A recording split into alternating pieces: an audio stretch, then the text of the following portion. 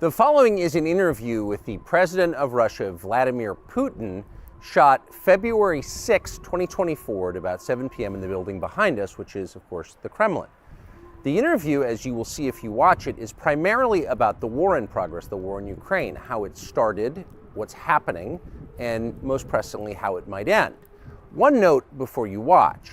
At the beginning of the interview, we asked the most obvious question, which is, why did you do this? Did you feel a threat, an imminent physical threat?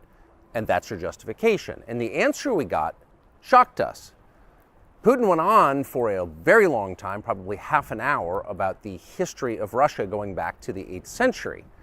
And honestly, we thought this was a filibustering technique and found it annoying and interrupted him several times. And he responded he was annoyed by the interruption. But we concluded in the end, for what it's worth, that it was not a filibustering technique. There was no time limit on the interview. We ended it after more than 2 hours. Instead, what you're about to see seemed to us sincere, whether you agree with it or not. Vladimir Putin believes that Russia has a historic claim to parts of Western Ukraine. So our opinion would be to view it in that light, as a sincere expression of what he thinks. And with that, here it is. Mr. President, thank you. On February 22nd, 2022, you addressed your country in a nationwide address when the conflict in Ukraine started. And you said that you were acting because you had come to the conclusion that the United States, through NATO, might initiate a, quote, surprise attack on our country. And to American ears, that sounds paranoid. Tell us why you believe the United States might strike Russia out of the blue. How did you conclude that? It's not that America, the United States, was going to launch a surprise strike on Russia. I didn't say that. Are we having a talk show or a serious conversation? Here's the quote. Thank you. It's a formidable, serious talk. Because your basic education is in history, as far as I understand. Yes.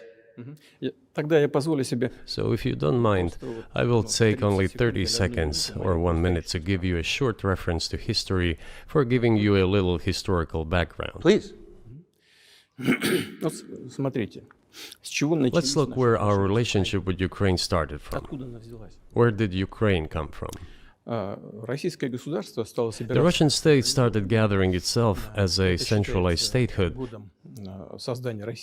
and it is considered to be the year of the establishment of the Russian state in 862, when the townspeople of Novgorod invited a Varangian prince, Rurik, from Scandinavia to reign. In 1862, Russia celebrated the 1000th anniversary of its statehood. And in Novgorod, there is a memorial dedicated to the 1000th anniversary of the country. In 882, Rurik's successor, Prince Oleg, who was actually playing the role of regent at Rurik's young son, because Rurik had died by that time, came to Kiev. He ousted 2 brothers who apparently had once been members of Rurik's squad. So Russia began to develop with 2 centers of power, Kiev and Novgorod.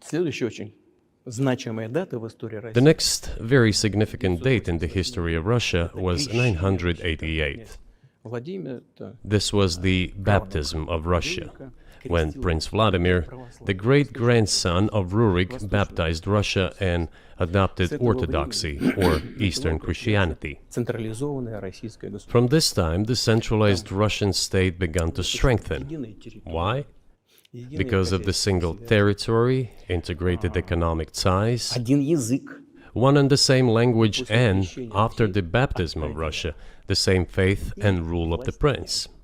The centralized Russian state began to take shape. Back in the Middle Ages, Prince Yaroslav the Wise introduced the order of succession to a throne. But after he passed away, it became complicated for various reasons. The throne was passed not directly from father to eldest son, but from the prince who had passed away to his brother, then to his sons in different lines. All this led to the fragmentation and the end of Rus as a single state. There was nothing special about it. The same was happening then in Europe.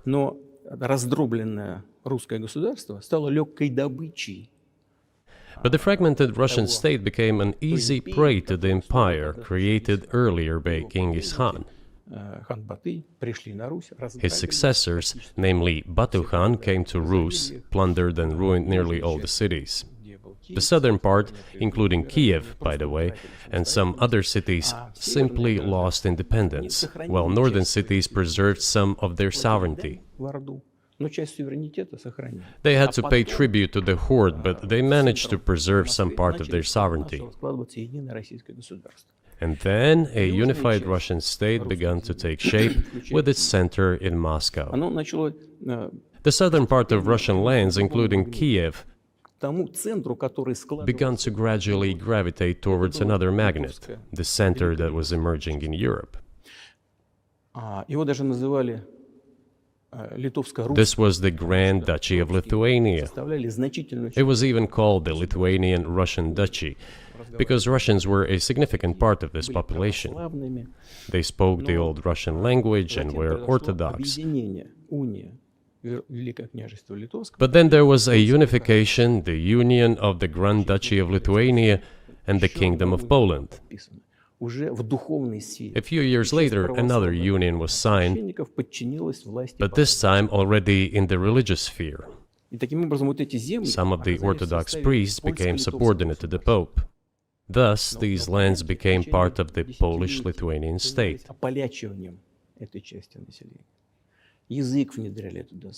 During decades, the Poles were engaged in Polonization of this part of the population. They introduced their language there, tried to entrench the idea that this population was not exactly Russians, that because they lived on the fringe, they were Ukrainians.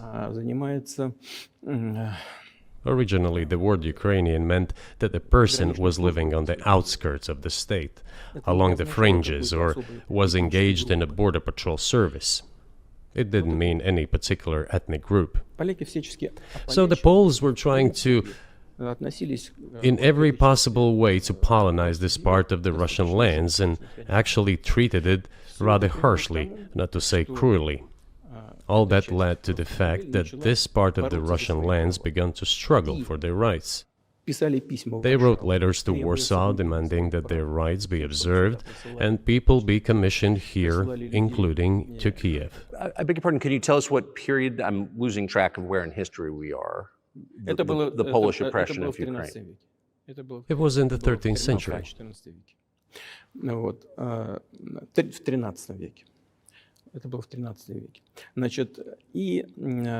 Now I will tell you what happened later and give the dates so that there is no confusion. And in 1654, even a bit earlier,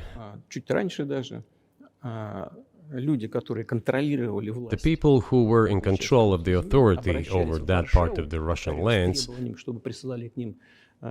addressed Warsaw, I repeat, demanding that they send them to rulers of Russian origin and Orthodox faith.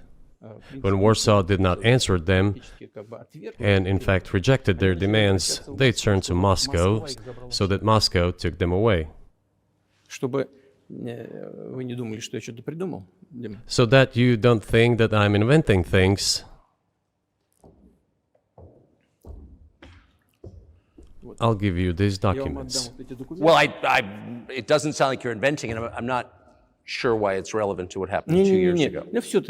But still, these are documents from the archives, copies.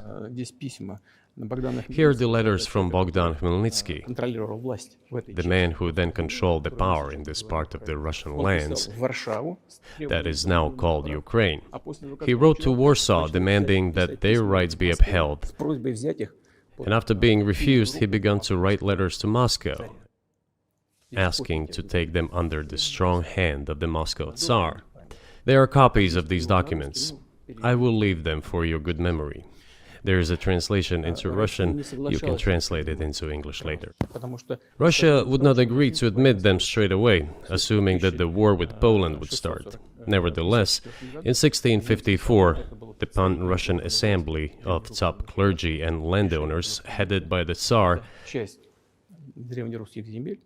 which was the representative body of the power of the old Russian state, decided to include a part of the old Russian lands into Moscow Kingdom. As expected, the war with Poland began. It lasted 13 years, and then in 1654, a truce was concluded.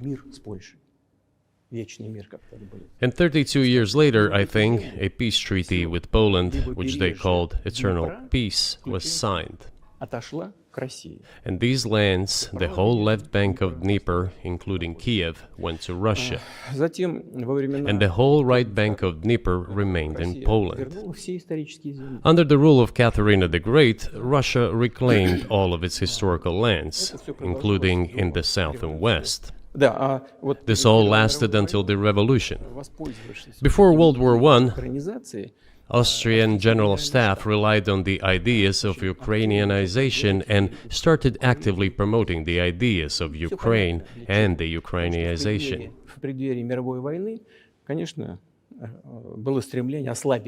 Their motive was obvious.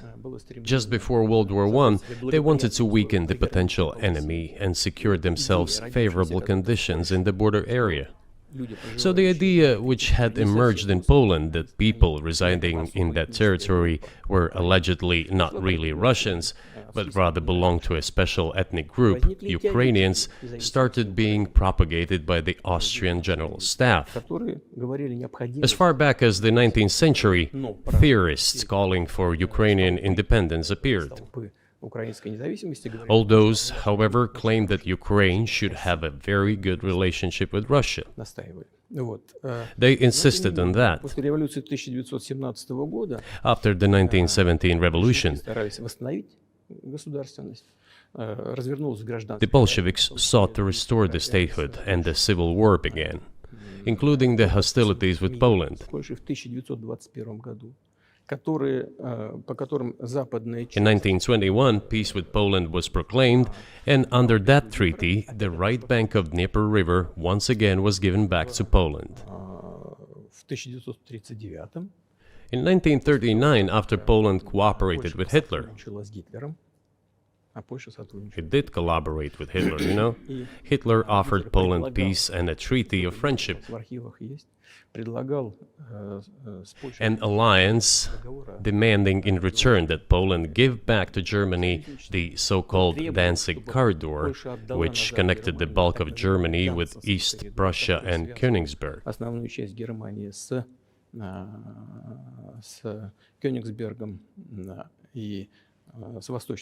After World War I, this territory was transferred to Poland, and instead of Danzig, a city of Gdansk emerged. Hitler asked them to give it amicably, but they refused. Of course.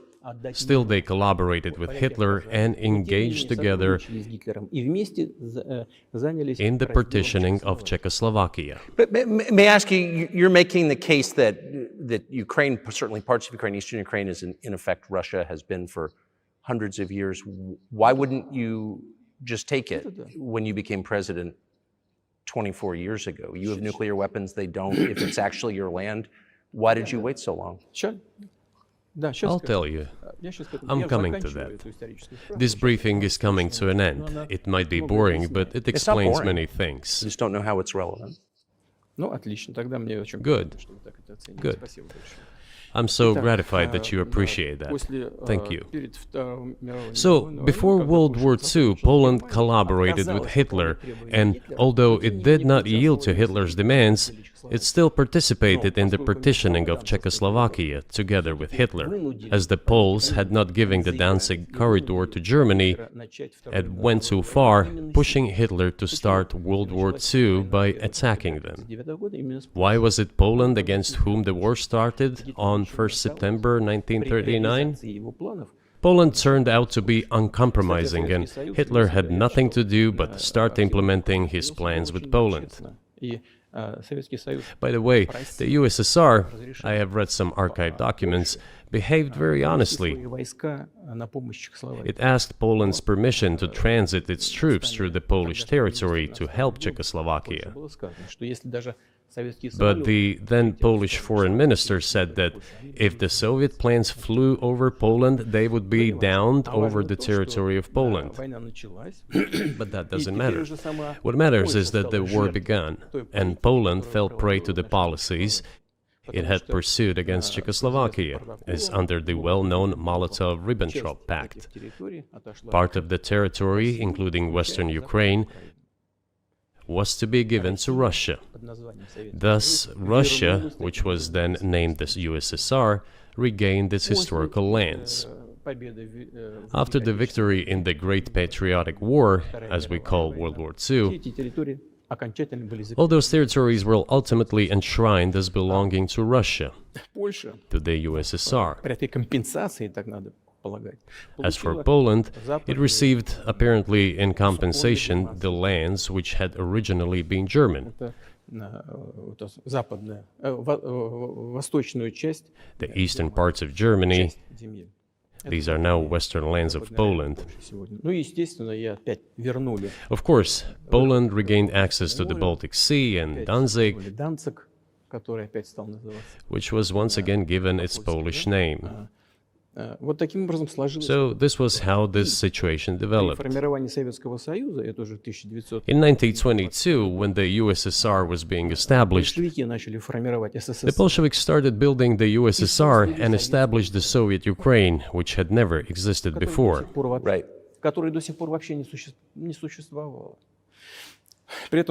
Stalin insisted that those republics be included in the USSR as autonomous entities. For some inexplicable reason, Lenin, the founder of the Soviet state, insisted that they be entitled to withdraw from the USSR. And again, for some unknown reasons, he transferred to that newly established Soviet Republic of Ukraine some of the lands together with people living there, even though those lands had never been called Ukraine, and yet they were made part of that Soviet Republic of Ukraine. Those lands included the Black Sea region, which was received under Catherine the Great, and which had no historical connection with Ukraine whatsoever.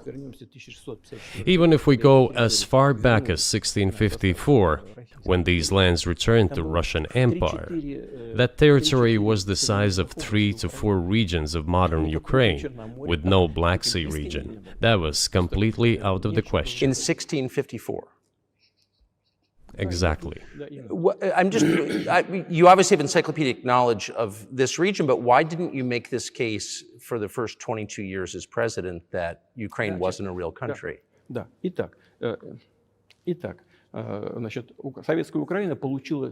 The Soviet Union was given a great deal of territory that had never belonged to it, including the Black Sea region.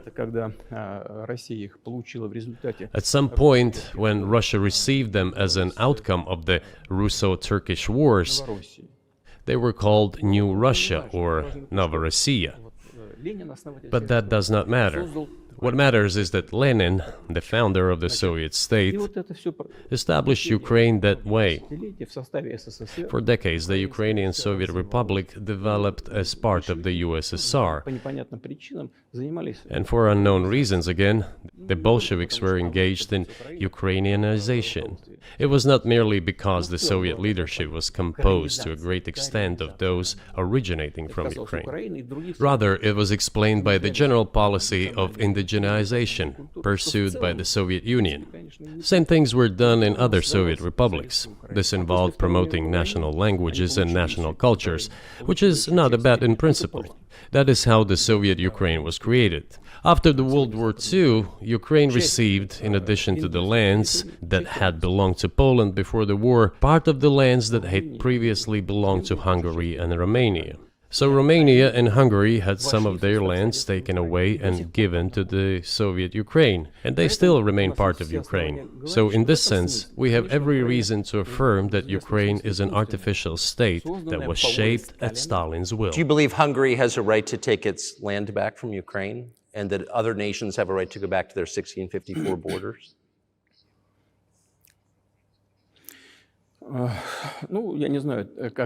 I'm not sure whether they should go back to the 1654 borders. But given Stalin's time, so-called Stalin's regime, which, as many claim, saw numerous violations of human rights and violations of the rights of other states, в этом смысле, конечно, вполне можно, если не говорить о том, что они имеют на это право. One may say that they could claim back those lands of theirs while having no right to do that. It is at least understandable. Have you told Viktor Orban that he can have part of Ukraine? Никогда не говорил. Never. I have never told him, not a single time. У нас с ним даже на этот счет не было никаких разговоров. We have not even had any conversation on that, but I actually know for sure that Hungarians who live there Они, конечно, хотят вернуться на свою историю. wanted to get back to their historical land. Интересную историю, отвлекусь. Moreover, I would like to share a very interesting story with you. I digress, it's a personal one.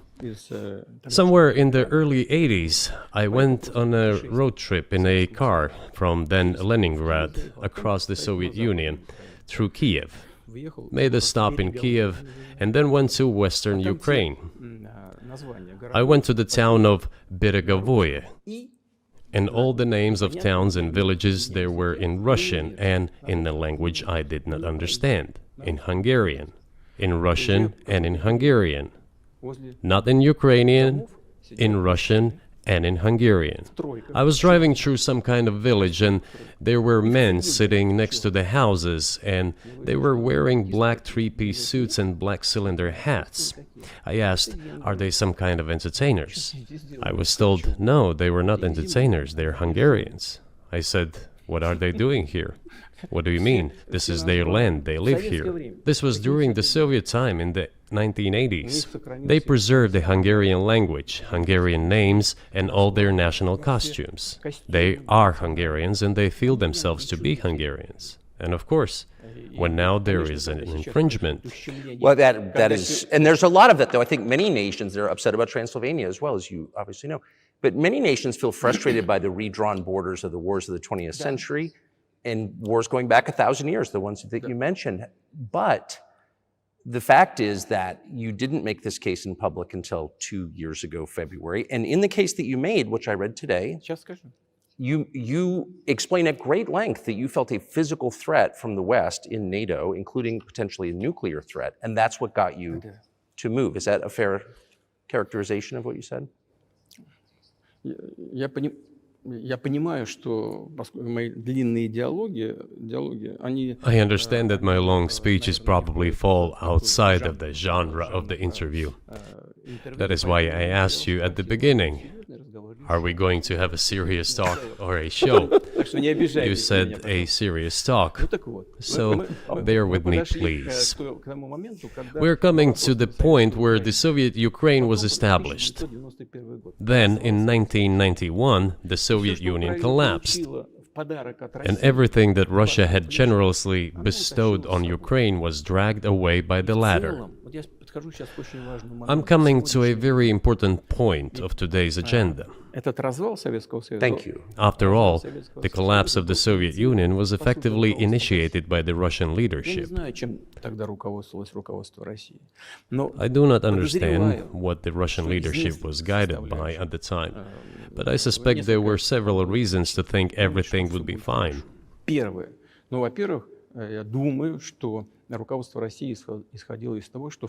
First, I think that then Russian leadership believed that the fundamentals of the relationship between Russia and Ukraine were, in fact, a common language. More than 90% of the population there spoke Russian. Family ties. Every third person there had some kind of family or friendship ties. Common culture, common history. Finally, common faith, coexistence with a single state for centuries, and deeply interconnected economies. Экономика очень сильно взаимосвязана. All of these were so fundamental. All these elements together make our good relationships inevitable. Я хочу, чтобы вы, как американские гражданины, чтобы The second point is a very important one. прежнее российское руководство I want you, as an American citizen, and your viewers to hear about this as well. больше никаких разделителей. The former Russian leadership assumed that the Soviet Union had ceased to exist, and therefore there were no longer any ideological dividing lines. Инициативно пошла даже на развал Советского Союза. Russia even agreed voluntarily and proactively to the collapse of the Soviet Union, Называемым and believed that this would be understood by the so-called civilized West as an invitation for cooperation and вот чего association. ожидала Россия. That is what Russia was expecting, both from the United States and the so-called collective West as a whole. В том числе и в Германии. Эгон Барр. There were smart people, including in Germany, Egon Bahr, a major politician of the Social Democratic Party, who insisted in his personal conversations with the Soviet leadership on the brink of the collapse of the Soviet Union that a new security system should be established in Europe. Помочь объединиться Германии, но Help should be given to unify Germany, but a new system should be also established to include the United States, Canada, Russia, and other Central European countries. НАТО распространялось. Yes. But NATO needs Если not НАТО to будет expand. распространяться, все будет то же That's самое, what he как said. в условиях холодной войны. Только If ближе к NATO границам. expands, everything would be just the same as during the Cold War, Его никто не only closer to Russia's borders. Никто That's не all. послушал. Больше того, он рассердился как-то. He was a wise old man, but no one listened to Если, him. говорит, вы меня не In слушаете, fact, я больше he вас got angry once. рассердился на советское руководство. If, he said, you don't listen to me, I'm never setting my foot in Moscow once again. Но, тем не менее, Everything happened just as he had said. Well, of course, it did come true, and you've mentioned this many times. I think it's a fair point, and many in America thought that relations between Russia and the United States would be fine with the collapse of the Soviet Union and the end of the Cold War. That the opposite happened, but you've never explained why you think that happened, except to say that the West fears a strong Russia, but we have a strong China. The West does not seem very afraid of. What about Russia? Do you think convinced policymakers they had to take it down? Запад боится сильного Китая больше, чем сильной России. The West is afraid of strong China more than it fears a strong Russia, because Russia has 150 million people and China has 1.5 billion population, and its economy is growing by leaps and bounds, or 5% a year. It used to be even more. But that's enough for China. As Bismarck once put it, potentials are the most important. China's potential is enormous. It is the biggest economy in the world today in terms of purchasing power parity and the size of the economy. It has already overtaken the United States quite a long time ago, and it is growing at a rapid clip. Let's not talk about who is afraid of whom. Let's not reason in such terms. And let's get into the fact that after 1991, when Russia expected that it would be welcomed into the brotherly family of civilized nations, nothing like this happened. You tricked us. I don't mean you personally when I say you. Of course, I'm talking about the United States. The promise was that NATO would not expand eastward, but it happened 5 times. There were 5 waves of expansion. We tolerated all that. We were trying to persuade them. We were saying, please don't. We are as bourgeois now as you are. We are market economy and there is no communist party power. Let's negotiate. Moreover, I have also said this publicly before. Был момент, когда There was a moment when серая кошка пробежала. a certain rift started growing between us. Помните, уступал? Before that, Yeltsin came to the United States. Remember, he spoke in Congress and said the good words, God bless America. Everything he said were signals. Let us in.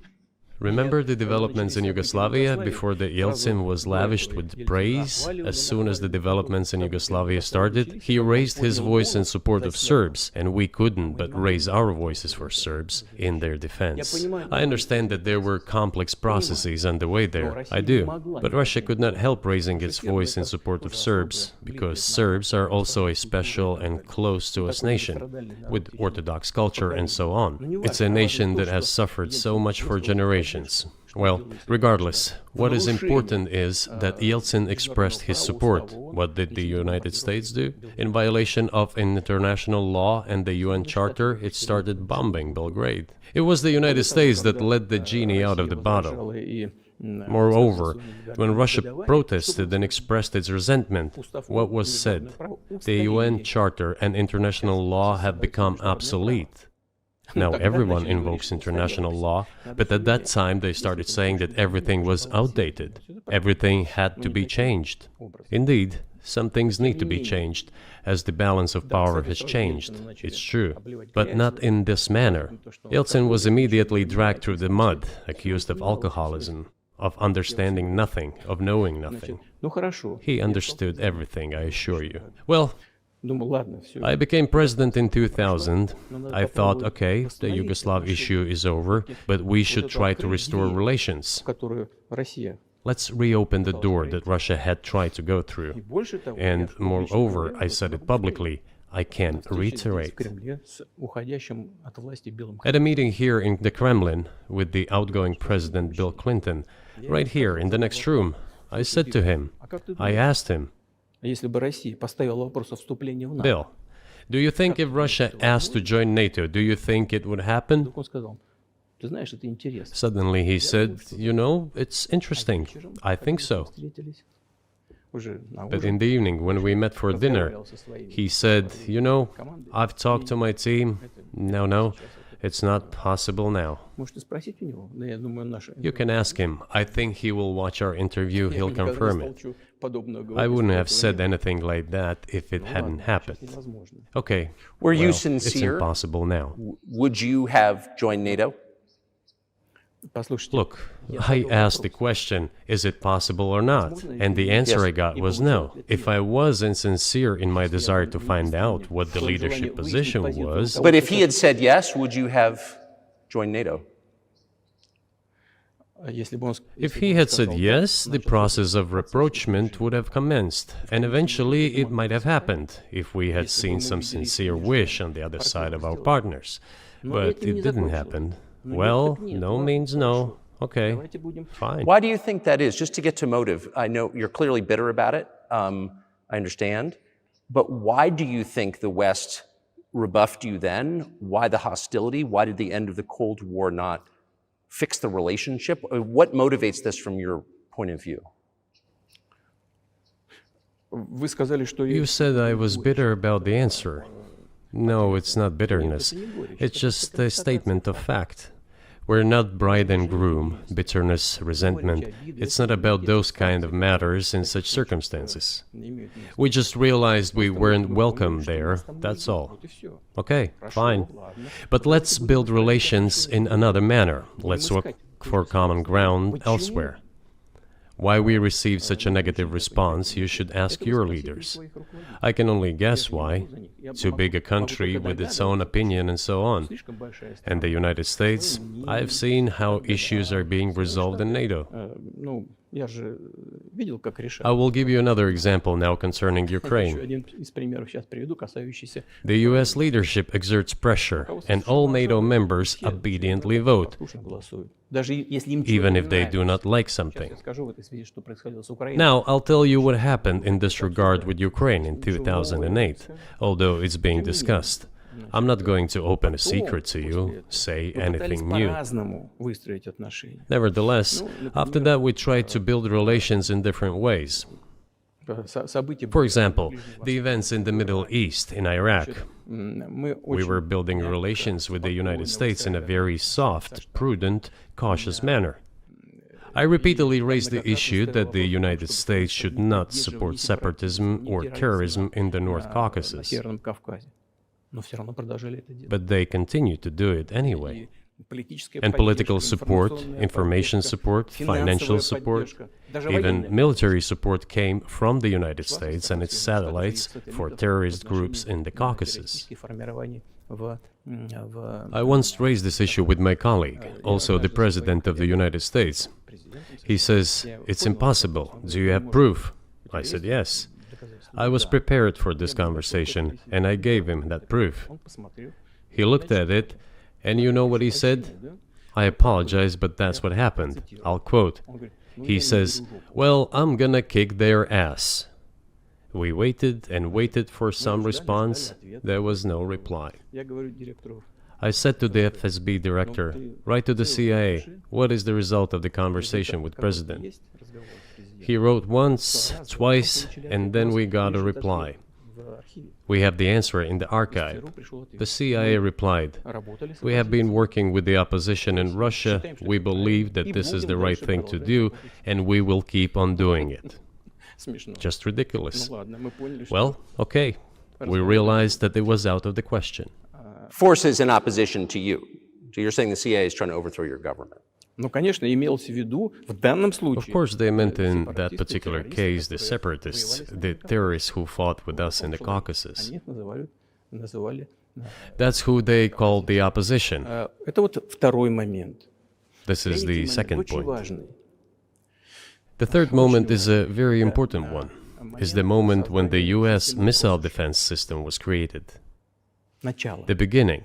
И мы долго уговаривали. We persuaded for a long time not to do it in the United States. Меня пригласили в Moreover,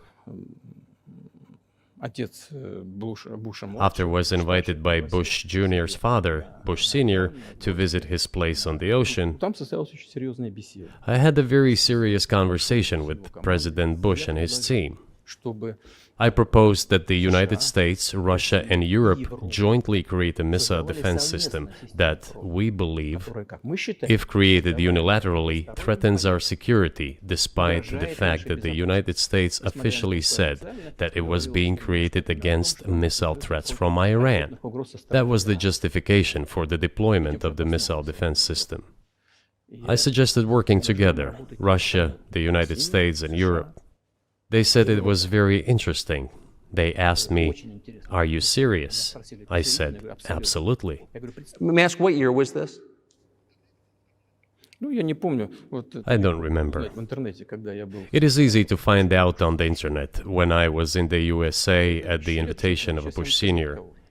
It is even easier to learn from someone I'm going to tell you about. Мне сказали, это очень интересно. I was told it was very interesting. I said, just imagine if we could tackle such a global strategic security challenge together. The world will change. We'll probably have disputes, probably economic and even political ones, but we could drastically change the situation in the world. He says yes, and asks, "Are you serious?" I said, "Of course. We need to think about it," I'm told. Вот в этот кабинет. I said, "Go ahead, please."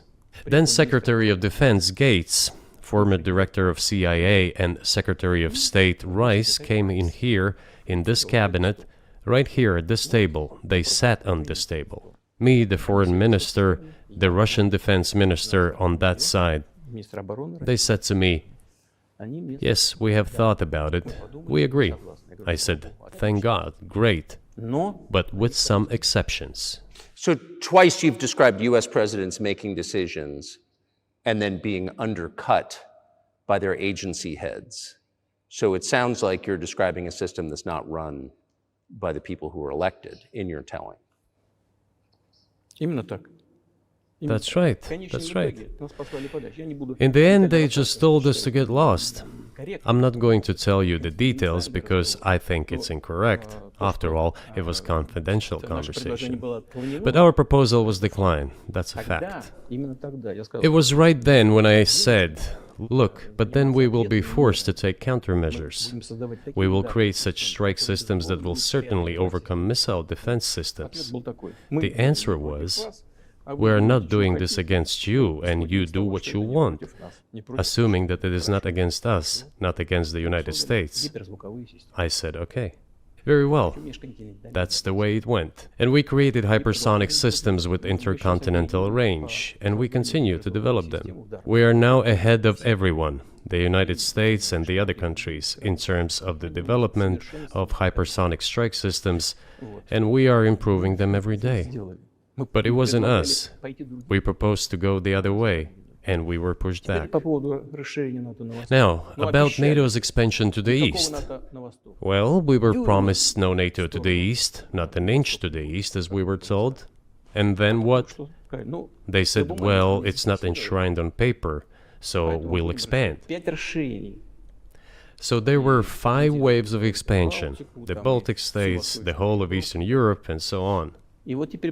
And now I come to the main thing. They have come to the Ukraine, ultimately. In 2008, at the summit in Bucharest, they declared that the doors for Ukraine and Georgia to join NATO were open. Now about how decisions are made there. Germany, France seem to be against it, as well as some other European countries. But then, as it turned out later, President Bush, and he's such a tough guy, a tough politician, as I was told later, he exerted pressure on us and we had to agree. It's ridiculous, it's like kindergarten. Where are the guarantees? What kindergarten is this? What kind of people are these? Who are they? You see, they were pressed, they agreed. And then they say, Ukraine won't be in the NATO, you know? I say, I don't know. I know you agreed in 2008. Why won't you agree in the future? Well, they pressed us then. I say, why won't they press you tomorrow? And you'll agree again. Well, it's nonsensical. Who's there to talk to? I just don't understand. We're ready to talk. But with whom? Where are the guarantees? None. So they started to develop the territory of Ukraine. Whatever is there, I have told you the background, how this territory developed, what kind of relations there were with Russia. Every second or third person there has always had some ties with Russia. And during the elections, in already independent, sovereign Ukraine, which gained its independence as a result of the Declaration of Independence, and by the way, it says that Ukraine is a neutral state, and in 2008, suddenly the doors or gates to NATO were open to it. Oh, come on. This is not how we agreed. Now, all the presidents that have come to power in Ukraine, they relied on electorate with a good attitude to Russia in one way or the other. This is the southeast of Ukraine. This is a large number of people. And it was very difficult to dissuade this electorate, which had a positive attitude towards Russia. Viktor Yanukovych came to power, and how? The first time he won after President Kuchma, they organized a third round, which is not provided for in the constitution of Ukraine. This is a coup d'etat. Just imagine, someone in the United States wouldn't like the outcome. In 2014? Before that. No, this was before that. After President Kuchma, Viktor Yanukovych won the elections. However, his opponents did not recognize that victory. The US supported the opposition, and the third round was scheduled. What is this? This is a coup. The US supported it, and the winner of the third round came to power. Imagine if in the US something was not to someone's liking, and the third round of election, which the US Constitution does not provide for, was organized. Nonetheless, it was done in Ukraine. Okay, Viktor Yushchenko, who was considered a pro-Western politician, came to power. Fine, we have built relations with him as well. He came to Moscow with visits. We visited Kiev. I visited too. We met in an informal setting. If he's pro-Western, so be it. It's fine. Let people do their job. The situation should have developed inside the independent Ukraine itself. As a result of Kuchma's leadership, things got worse and Viktor Yanukovych came to power after all. Maybe he wasn't the best president and politician, I don't know. I don't want to give assessments. However, the issue of the association with the EU came up.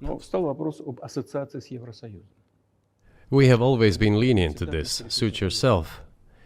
But when we read through the Treaty of Association, it turned out to be a problem for us, since we had a free trade zone and open customs borders with Ukraine, which under this association had to open its borders for Europe, which could have led to flooding of our market. We said, no, this is not going to work. We shall close our borders with Ukraine then. The customs borders, that is. Yanukovych started to calculate how much Ukraine was going to gain, how much to lose, and said to his European partners, I need more time to think before signing. The moment he said that, the opposition began to take destructive steps which were supported by the West. It all came down to Maidan and a coup in Ukraine. So he did more trade with Russia than with the EU. Ukraine did. Of course. It's not even the matter of trade volume, although for the most part it is. It is the matter of cooperation ties, which the entire Ukrainian economy was based on. The cooperation ties between the enterprises were very close since the times of the Soviet Union. One enterprise there used to produce components to be assembled both in Russia and Ukraine and vice versa. They used to be very close ties. A coup d'etat was committed, although I shall not delve into details now, as I find doing it inappropriate, the US told us. Calm Yanukovych down, and we will calm the opposition.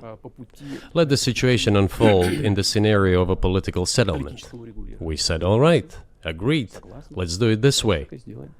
As the Americans requested, Yanukovych did use neither the armed forces nor the police, yet the armed opposition committed a coup in Kiev. What is that supposed to mean? Who do you think you are? I wanted to ask the then US leadership. With the backing of whom? With the backing of CIA, of course. The organization you wanted to join back in the day, as I understand. We should thank God they didn't let you in. Although, it is a serious organization. I understand. My former vis-a-vis in the sense that I served in the first main directorate, Soviet Union's intelligence service. They have always been our opponents. A job is a job. Technically, they did everything right. They achieved their goal of changing the government. However, from political standpoint, it was a colossal mistake. Surely it was political leadership's miscalculation. They should have seen what it would evolve into. So, in 2008, the doors of NATO were opened for Ukraine. In 2014, there was a coup. They started persecuting those who did not accept the coup, and it was indeed a coup. They created a threat to Crimea, which we had to take under our protection. They launched the war in Donbass in 2014 with the use of aircraft and artillery against civilians. This is when it all started. There is a video of aircraft attacking Donetsk from above. They launched a large-scale military operation, then another one. When they failed, they started to prepare the next one. All this against the background of military development of this territory and opening of NATO's doors. How could we not express concern over what was happening? From our side, this would have been a culpable negligence. That's what it would have been. It's just that the US political leadership pushed us to the line we could not cross, because doing so could have ruined Russia itself. Besides, we could not leave our brothers in faith, in fact, a part of Russian people, in the face of this war machine. But that was 8 years before the current conflict started. So what was the trigger for you? What was the moment where you decided you had to do this? Спровоцировало конфликт изначально. Initially, it was the coup in Ukraine that provoked the conflict. By the way, back then the representatives of 3 European countries, Germany, Poland and France, arrived. They were the guarantors of the signed agreement between the government of Yanukovych and the opposition. They signed it as guarantors.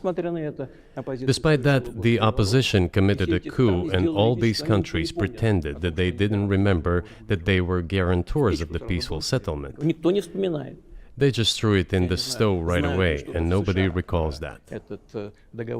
I don't know if the US know anything about the agreement between the opposition and the authorities, and its three guarantors who, instead of bringing this whole situation back in the political field, supported the coup. Although it was meaningless, believe me, because President Yanukovych agreed to all conditions. He was ready to hold an early election, which he had no chance of winning, frankly speaking. Everyone knew that. Then why the coup? Why the victims? Why threatening Crimea? Why launching an operation in Donbass? This I do not understand. That is exactly what the miscalculation is. CIA did its job to complete the coup. I think one of the deputy secretaries of state said that it cost a large sum of money, almost 5 billion. But the political mistake was colossal. Why would they have to do that? All this could have been done legally, without victims, without military action, without losing Crimea. We would have never considered to even lift a finger if it hadn't been for the bloody developments on Maidan. Because we agreed with the fact that after the collapse of the Soviet Union, our borders should be along the borders of former Union's republics. We agreed to that. But we never agreed to NATO's expansion, and moreover, we never agreed that Ukraine would be in NATO. We did not agree to NATO bases there without any discussion with us. For decades, we kept asking, don't do this, don't do that. And what triggered the latest events? Firstly, the current Ukrainian leadership declared that it would not implement the Minsk agreements, which had been signed, as you know, after the events of 2014 in Minsk, where the plan of peaceful settlement in Donbass was set forth. But no, the current Ukrainian leadership, foreign minister, all other officials, and then president himself said that they don't like anything about the Minsk agreements. In other words, they were not going to implement it. A year or a year and a half ago, former leaders of Germany and France said openly to the whole world that they indeed signed the Minsk agreements, but they never intended to implement them. They simply led us by the nose. Was there anyone for you to talk to? Did you call a U.S. President, Secretary of State and say, if you keep militarizing Ukraine with NATO forces, this is going to be we're going to act?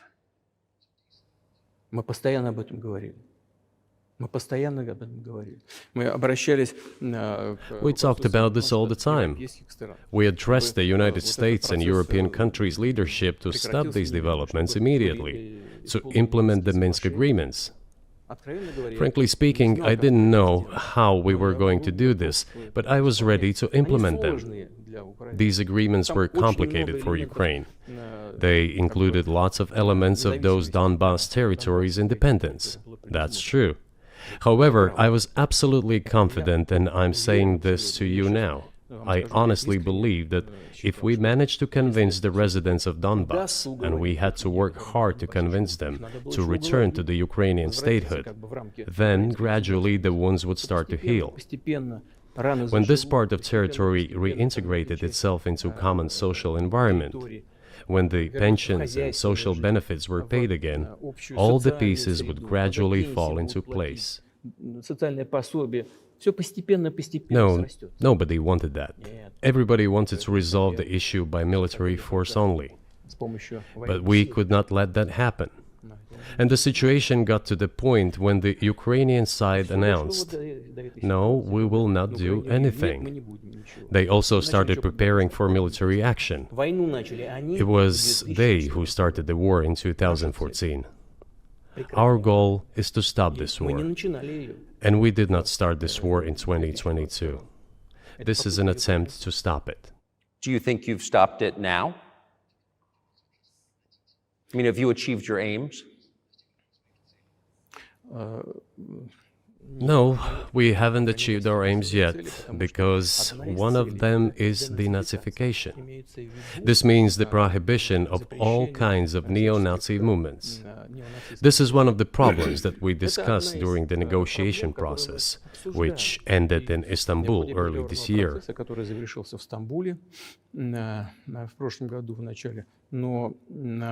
And it was not our initiative, because we were told by the Europeans, in particular, that it was necessary to create conditions for the final signing of the documents. My counterparts in France and Germany said, "How can you imagine them signing a treaty with a gun to their heads? The troops should be pulled back from Kiev." I said, "All right." We withdrew the troops from Kiev. As soon as we pulled back our troops from Kiev, our Ukrainian negotiators immediately threw all our agreements reached in Istanbul into the bin and got prepared for a long-standing armed confrontation with the help of the United States and its satellites in Europe. That is how the situation has developed, and that is how it looks now. But what is, pardon my ignorance, what is denazification? What would that mean? What is... Да, вот я как раз хочу сейчас об этом сказать. Это очень важный вопрос. Денацификация. That is what I want to talk about right now. It is a very important issue. Denazification. After gaining independence, Ukraine began to search, as some Western analysts say, its identity. And it came up with nothing better than to build this identity upon some false heroes who collaborated with Hitler.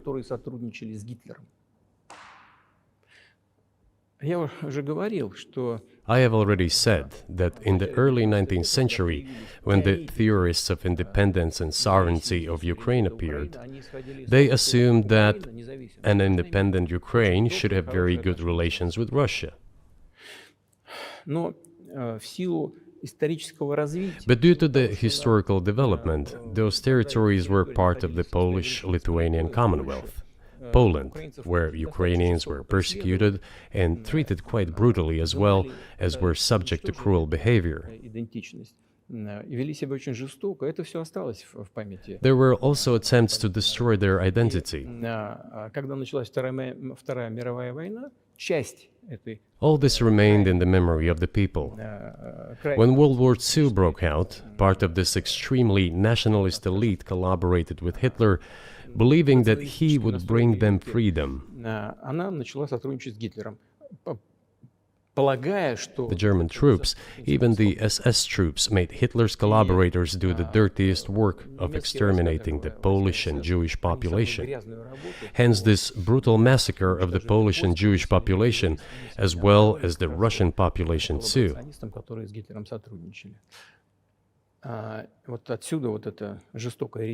This was led by the persons who are well known, Bandera, Shukevich.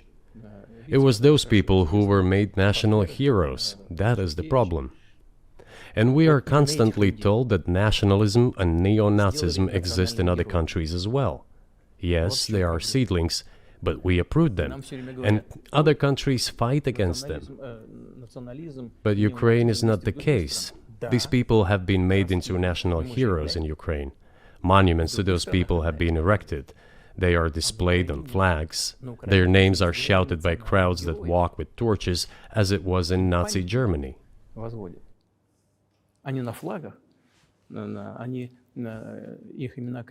These were people who exterminated Poles, Jews, and Russians.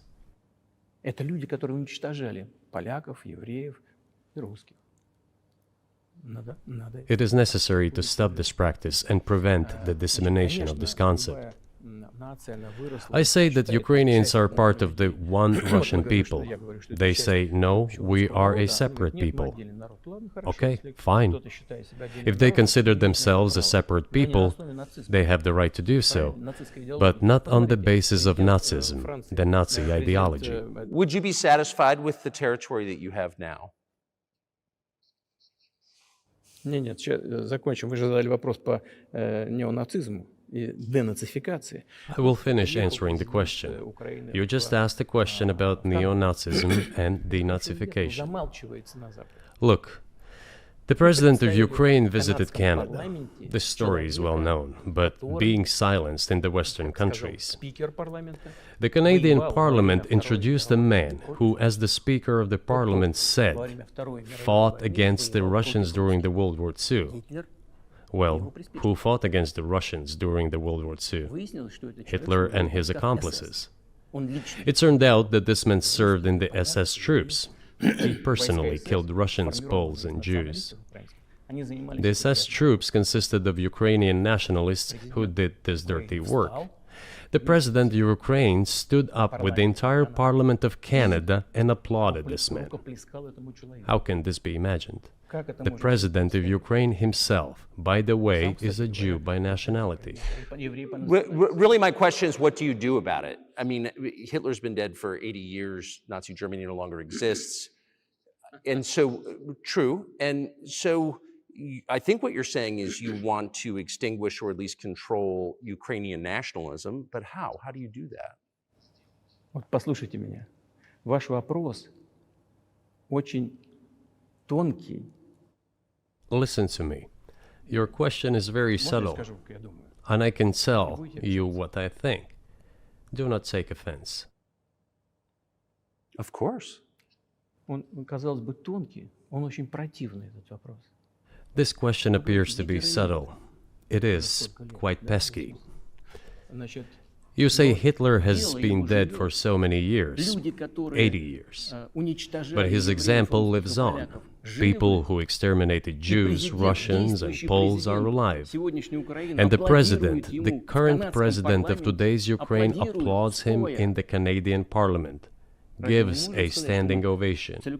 Can we say that we have completely uprooted this ideology if what we see is happening today? That is what denazification is in our understanding. We have to get rid of those people who maintain this concept and support this practice and try to preserve it. That is what denazification is. That is what we mean. Right. My question was a little more specific. It was, of course, not a defense of Nazis, neo or otherwise. It was a practical question. You don't control the entire country. You don't control Kiev. You don't seem like you want to. So how do you eliminate a culture or an ideology or feelings or a view of history in a country that you don't control? What do you do about that? А вы знаете, как вам не покажется странным, в ходе переговоров в Стамбуле... You know, as strange as it may seem to you, during the negotiations in Istanbul, we did agree that we have it all in writing. Neo-Nazism would not be cultivated in Ukraine, including that it would be prohibited at the legislative level. Mr. Carson, we agreed on that. This, it turns out, can be done during the negotiation process. And there's nothing humiliating for Ukraine as a modern civilized state. Is any state allowed to promote Nazism? It is not, is it?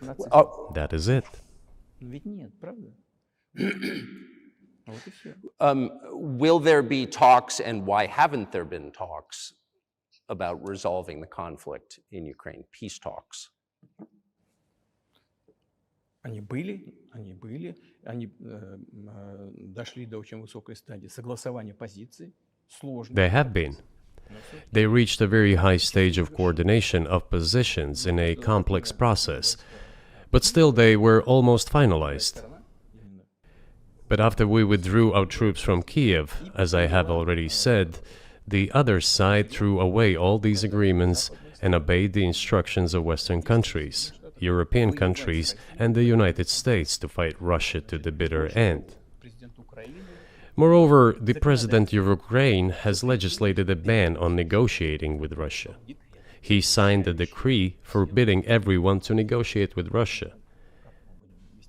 But how are we going to negotiate if he forbade himself and everyone to do this? We know that he is putting forward some ideas about this settlement, but in order to agree on something, we need to have a dialogue. Is that not right?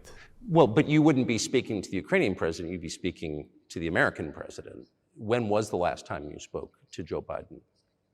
I cannot remember when I talked to him. I do not remember. We can look it up. You don't remember? No. Why? Do I have to remember everything? I have my own things to do. We have domestic political affairs. Well, he's funding the war that you're fighting, so I would think that would be memorable. Well, yes, he funds, but I talked to him before the special military operation, of course. And I said to him then, by the way, I will not go into details, I never do, but I said to him then, I believe that you are making a huge mistake of historic proportions by supporting everything that is happening there, in Ukraine, by pushing Russia away. I told him repeatedly, by the way. I think that would be correct if I stop here. What did he say? Ask him, please. It is easier for you. You are a citizen of the United States. Go and ask him. It is not appropriate for me to comment on our conversation. But you haven't spoken to him since before February of 2022?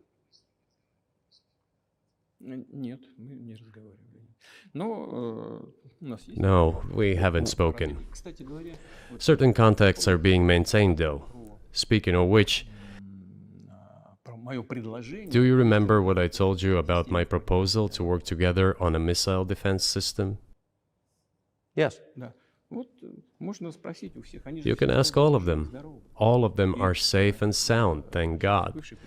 The former president, Condoleezza, is safe and sound, and I think Mr. Gates and the current director of the intelligence agency, Mr. Burns, the then ambassador to Russia, in my opinion, are very successful ambassador. They were all witnesses to these conversations. Ask them. Same here. If you are interested in what Mr. President Biden responded to me, ask him. At any rate, I talked to him about it. I'm definitely interested, but from the outside, it seems like this could devolve or evolve into something that brings the entire world into conflict and could initiate a nuclear launch. And so why don't you just call Biden and say, let's work this out?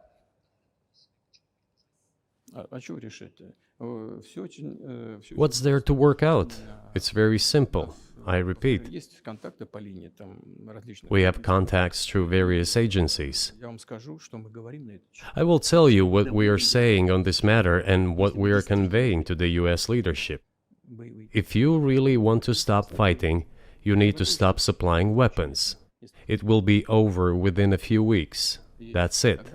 And then we can agree on some terms. Before you do that, stop. What's easier? Why would I call him? What should I talk to him about? Or beg him for what? And what messages do you get back? You're going to deliver such and such weapons to Ukraine? Oh, I'm afraid, please don't. What is there to talk about? Do you think NATO is worried about this becoming a global war or a nuclear conflict? At least that's what they're talking about. And they're trying to intimidate their own population with an imaginary Russian threat. This is an obvious fact. And thinking people, not Philistines, but thinking people, analysts, those who are engaged in real politics, just smart people, understand perfectly well that this is a fake. They're trying to fuel the Russian threat. The threat I think you're referring to is a Russian invasion of Poland, Latvia, expansionist behavior. Can you imagine a scenario where you sent Russian troops to Poland?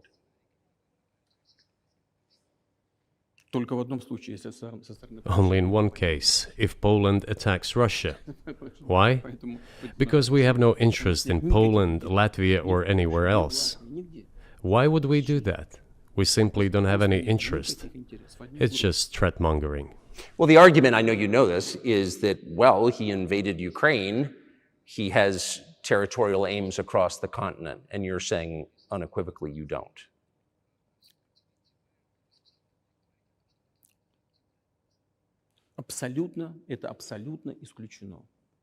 It is absolutely out of the question. You just don't have to be any kind of analyst. It goes against common sense to get involved in some kind of a global war. Глобальная война поставить на грань. And a global war will bring all humanity to the brink of destruction. It's obvious. Вот. И есть, конечно, средства. There are certainly means of deterrence. They have been scaring everyone with us all along. Tomorrow Russia will use tactical nuclear weapons. Tomorrow Russia will use that.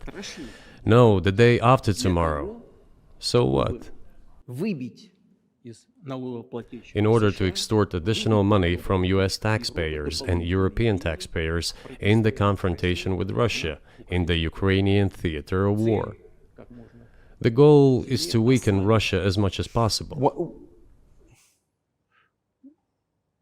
One of our senior United States senators from the state of New York, Chuck Schumer, said yesterday, I believe, that we have to continue to fund the Ukrainian effort, or U.S.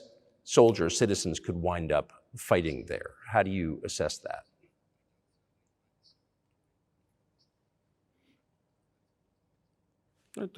Это провокация. This is a provocation, and a cheap provocation at that. Американские солдаты должны воевать. I do not understand why American soldiers should fight in Ukraine. There are mercenaries from the United States there. The bigger number of mercenaries comes from Poland, with mercenaries from the United States in second place and mercenaries from Georgia in third place. Безусловно. Well, if somebody has the desire to send regular troops, that would certainly bring humanity to the brink of very serious global conflict. This is obvious. Do the United States need this? What for? Национальной территории. У вас нечем заниматься. Thousands of miles away from your national territory. На границе полно. Проблемы с Don't you have anything better to do? государством. You have issues on the border, issues with migration, issues with the national debt, more than $33 trillion. You have nothing better to do, so you should fight in Ukraine? Понимая ситуацию, которая складывается. Wouldn't it be better to negotiate with Russia? Make an agreement, already understanding the situation that is developing today, realizing that Russia will fight for its interests to the end? Здравому смыслу. And realizing this, actually return to common sense, start respecting our country and its interests, and look for certain solutions. Кажется, что это гораздо умнее. It seems to me that this is much smarter and more rational. Who blew up Nord Stream? You for sure. I was busy that day. Nate, do you have I did not blow up Nord Stream. Thank you, though. У вас лично, может быть, есть алиби. У вас лично. You personally may have an alibi, but the CIA has no such alibi. Do you have evidence that NATO or the CIA did it?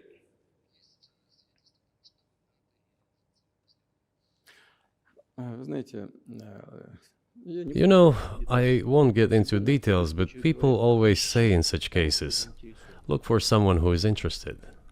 But in this case, we should not only look for someone who is interested, but also for someone who has capabilities. Because there may be many people interested, but not all of them are capable of sinking to the bottom of the Baltic Sea and carrying out this explosion. These two components should be connected. Who is interested and who is capable of doing it? But I'm confused. I mean, that's the biggest act of industrial terrorism ever, and it's the largest emission of CO2 in history. Okay, so if you had evidence, and presumably given your security services, your intel services, you would, that NATO, the US, CIA, the West, did this, why wouldn't you present it and win a propaganda victory? В войне пропаганды очень сложно. In the war of propaganda, it is very difficult to defeat the United States, because the United States controls all the world's media and many European media. The ultimate beneficiary of the biggest European media are American financial institutions. Don't you know that? So it is possible to get involved in this work, but it is cost prohibitive, so to speak. Мы можем We can simply shine the spotlight on our sources of information, and we will not achieve results. It is clear to the whole world what happened, and even American analysts talk about it directly. It's true. Yes, but here's a question you may be able to answer. You worked in Germany, famously. The Germans clearly know that their NATO partner did this, and it damaged their economy greatly. It may never recover. Why are they being silent about it? That's very confusing to me. Why wouldn't the Germans say something about it? Ну, меня это тоже удивляет. This also confuses me. But today's German leadership is guided by the interests of the collective West rather than its national interests. Otherwise, it is difficult to explain the logic of their action or inaction. After all, it is not only about Nord Stream 1, which was blown up, and the Nord Stream 2 was damaged, but one pipe is safe and sound and gas can be supplied to Europe through it. But Germany does not open it. We are ready, please. There's another route through Poland, called Yamal Europe, which also allows for large flow. Poland has closed it, but Poland packs from the German hand. It receives money from the pan-European funds, and Germany is the main donor to these pan-European funds. Germany feeds Poland to a certain extent, and they close their route to Germany. Why? I don't understand. Ukraine, to which the Germans supply weapons and give money. Germany is the second sponsor of the United States in terms of financial aid to Ukraine. There are two gas routes through Ukraine. They simply closed one route, the Ukrainians. Open the second route and please get gas from Russia. They do not open it. Why don't the Germans say, look guys, we give you money and weapons, open up the valve, please, let the gas from Russia pass through for us. We're buying liquefied gas at exorbitant prices in Europe, which brings the level of our competitiveness and economy in general down to zero. Do you want us to give you money? Let us have the decent existence. Make money for our economy, because this is where the money we give you comes from. They refuse to do so. Why? Ask them. That is what is like in their heads. Those are highly incompetent people. Well, maybe the world is breaking into two hemispheres, one with cheap energy, the other without. And I want to ask you that. If we're now a multipolar world, obviously we are, can you describe the blocks of alliances? Who is in each side, do you think? Listen, you have said that the world is breaking into two hemispheres. A human brain is divided into two hemispheres. One is responsible for one type of activities, the other one is more about creativity and so on. But it is still one and the same head. The world should be a single whole. Security should be shared rather than meant for the golden billion. That is the only scenario where the world could be stable, sustainable, and predictable. Until then, while the head is split in two parts, it is an illness, a serious adverse condition. It is a period of severe disease that the world is going through now. But I think that, thanks to honest journalism, this work is akin to work of the doctors. This could somehow be remedied. Well, let's just give one example, the US dollar, which has kind of united the world in a lot of ways, maybe not to your advantage, but certainly to ours. Is that going away as the reserve currency, the universally accepted currency? How have sanctions, do you think, changed the dollar's place in the world?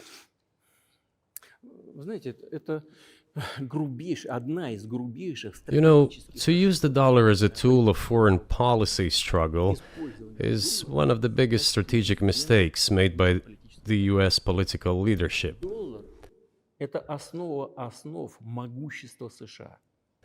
The dollar is the cornerstone of the United States power. I think everyone understands very well that no matter how many dollars are printed, they are quickly dispersed all over the world. 3%, примерно 3-4, что ли. Вот, приемлемо для США абсолютно. Inflation in the United States is minimal. It's about 3 or 3.4%, which is, I think, totally acceptable for the US. But they won't stop printing. What does the debt of $33 trillion tell us about? It is about the emission. политическое руководство приняло решение использовать доллар в качестве инструмента политической борьбы. Nevertheless, it is the main weapon used by the United States to preserve its power across the world.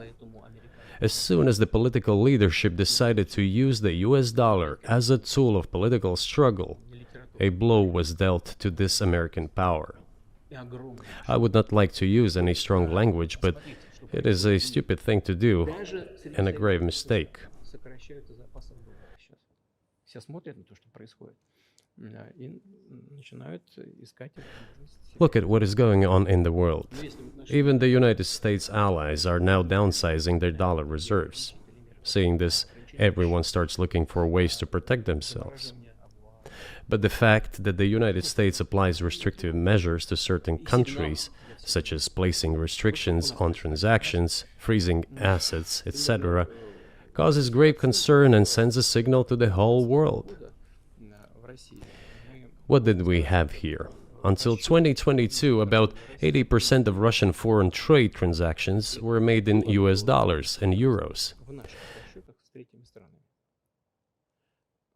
Значит, US dollars accounted for approximately 50% of our transactions with third countries, while currently it is down to 13%. It wasn't us who banned the use of the US dollar. США приняли решение ограничить наши расчеты в долларах. We had no such intention. It was decision of the United States to restrict our transactions in US dollars. I think it is complete foolishness from the point of view of the interests of the United States itself and its taxpayers, as it damages the US economy, undermines the power of the United States across the world. By the way, our transactions in yuan accounted for about 3%. Сейчас 34%. Today, 34% of our transactions are made in rubles, and about as much, a little over 34% in yuan. Зачем Соединенные Штаты это сделали? Why did the United States do this? My only guess is self-conceit. They probably thought it would lead to full collapse, but nothing collapsed. Moreover, other countries, including oil producers, are thinking of and already accepting payments for oil in yuan. Do you even realize what is going on or not? Ну, вы понимаете, что это такое происходит? Does anyone in the United States realize this? Понимаете, в тех же Соединенных Штатах? What are you doing? You are cutting yourself off. All experts say this. То, что всегда... Ask any intelligent and thinking person in the United States what the dollar means for the US. Что такое доллар? You're killing it with your own hands. Убивает. I think that's I think that's a fair assessment. The question is what comes next, Конечно. and maybe you trade one colonial power for another, much less sentimental and forgiving colonial power. I mean, is the BRICS, for example, in danger of being completely dominated by the Chinese economy in a way that's not good for their sovereignty? Do you worry about that? Эти страшилки нам... Well, we have heard those boogeyman stories before. It is a boogeyman story. We're neighbors with China. You cannot choose neighbors just as you cannot choose close relatives.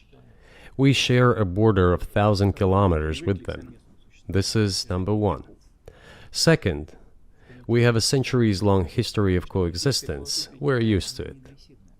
Third, China's foreign policy philosophy is not aggressive. Its idea is to always look for compromise, and we can see that. The next point is as follows. We are always told the same boogeyman story, and here it goes again. Through an euphemistic form, but it is still the same boogeyman story. The cooperation with China keeps increasing. The pace at which China's cooperation with Europe is growing is higher and greater than that of the growth of Chinese-Russian cooperation. Ask Europeans, aren't they afraid? They might be, I don't know. But they are still trying to access China's market at all costs, especially now that they are facing economic problems. Chinese businesses are also exploring the European market. Do Chinese businesses have small presence in the United States? Yes, the political decisions are such that they are trying to limit their cooperation with China. It is to your own detriment, Mr. Tucker, that you are limiting cooperation with China. You are hurting yourself. It is a delicate matter, and there are no silver bullet solutions, just as it is with the dollar. So, before introducing any illegitimate sanctions, illegitimate in terms of the Charter of the United Nations, one should think very carefully. For decision makers, this appears to be a problem. So you said a moment ago that the world would be a lot better if it weren't broken into competing alliances, if there was cooperation globally. One of the reasons you don't have that is because the current American administration is dead set against you. Do you think if there were a new administration after Joe Biden that you would be able to reestablish communication with the US government? Or does it not matter who the president is? Сейчас скажу, но чтобы закончить предыдущий вопрос. I will tell you, but let me finish the previous thought. We, together with my colleague and friend, President Xi Jinping, set a goal to reach $200 billion of mutual trade with China this year. We have exceeded this level. According to our figures, our bilateral trade with China totals already $230 billion, and the Chinese statistics says it is $240 billion. One more important thing. Our trade is well balanced, mutually complementary in high-tech, energy, scientific research and development. It is very balanced. As for BRICS, where Russia took over the presidency this year, the BRICS countries are, by and large, developing very rapidly. Look, if memory serves me right, back in 1992, the share of the G7 countries in the world economy amounted to 47%, whereas in 2022 it was down to, I think, a little over 30%. The BRICS countries accounted for only 16% in 1992, but now their share is greater than that of the G7. It has nothing to do with the events in Ukraine. This is due to the trends of global development and world economy, as I mentioned just now. And this is inevitable. This will keep happening. It is like the rise of the sun. You cannot prevent the sun from rising. You have to adapt to it. How do the United States adapt?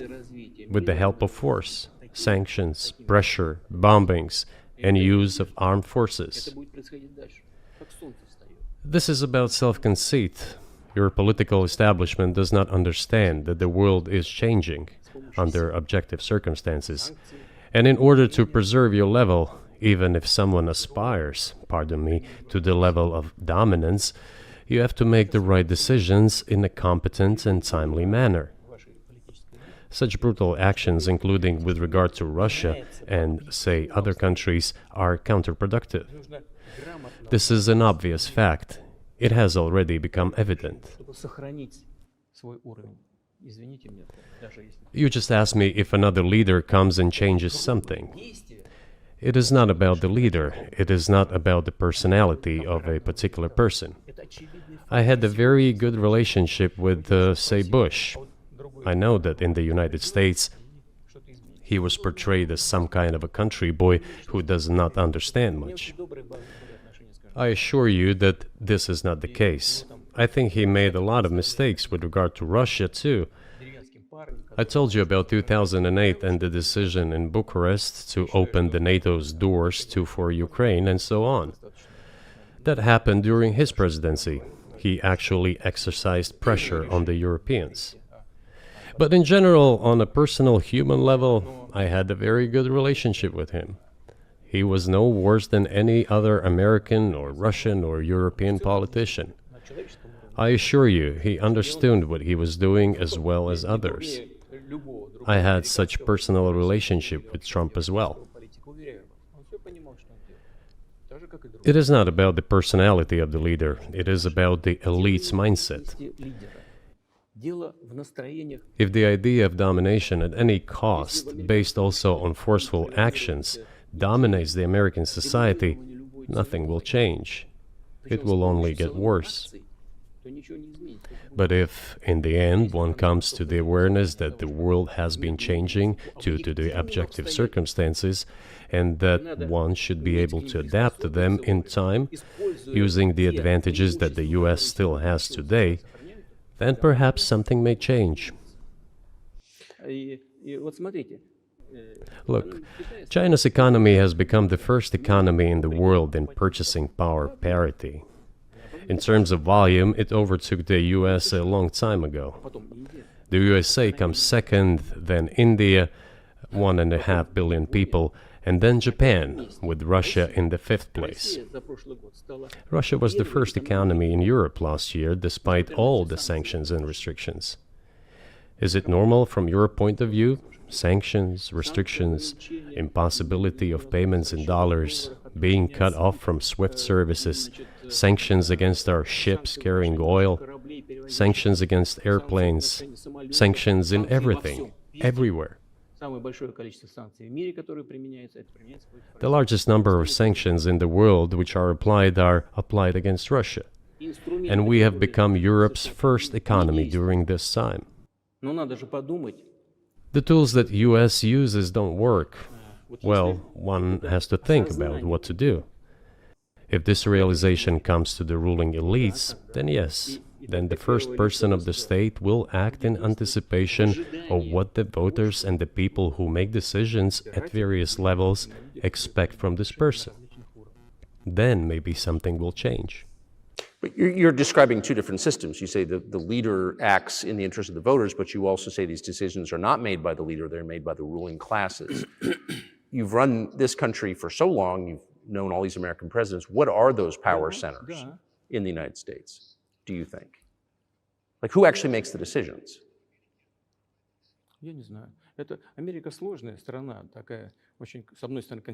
I don't know. America is a complex country, conservative on one hand, rapidly changing on the other. It's not easy for us to sort it all out. Who makes decisions in the elections? Is it possible to understand this when each state has its own legislation? Each state regulates itself? Someone can be excluded from elections at the state level.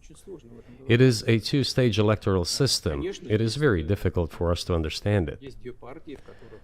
Certainly there are two parties that are dominant, the Republicans and the Democrats, and within this party system, the centers that make decisions, that prepare decisions. Then, look, why, in my opinion, after the collapse of the Soviet Union, such an erroneous, crude, completely unjustified policy of pressure was pursued against Russia? After all, this is a policy of pressure. NATO expansion, support for the separatists in Caucasus, creation of a missile defense system. These are all elements of pressure. Pressure, pressure, pressure. Then, dragging Ukraine into NATO is all about pressure, pressure, pressure. Why? I think, among other things, because excessive production capacities were created. During the confrontation with the Soviet Union, there were many centers created and specialists on the Soviet Union who could not do anything else. They convinced the political leadership that it is necessary to continue chiseling Russia, to try to break it up, to create on this territory several quasi-state entities, and to subdue them in a divided form, to use their combined potential for the future struggle with China. This is a mistake, including the excessive potential of those who worked for the confrontation with the Soviet Union. It is necessary to get rid of this. There should be new, fresh forces, people who look into the future and understand what is happening in the world. Look at how Indonesia is developing. 600 million people. Where can we get away from that? Nowhere. We just have to assume that Indonesia will enter. It is already in the club of the world's leading economies, no matter who likes it or dislikes it. Yes, we understand and are aware that in the United States, despite all the economic problems, the situation is still normal, with the economy growing decently. The GDP is growing by 2.5%, if I'm not mistaken. But if we want to ensure the future, then we need to change our approach to what is changing. As I already said, the world would nevertheless change, regardless of how the developments in Ukraine end. The world is changing.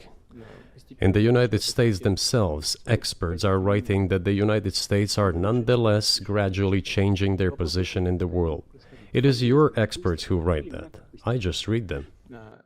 The only question is how this would happen, painfully and quickly, or gently and gradually.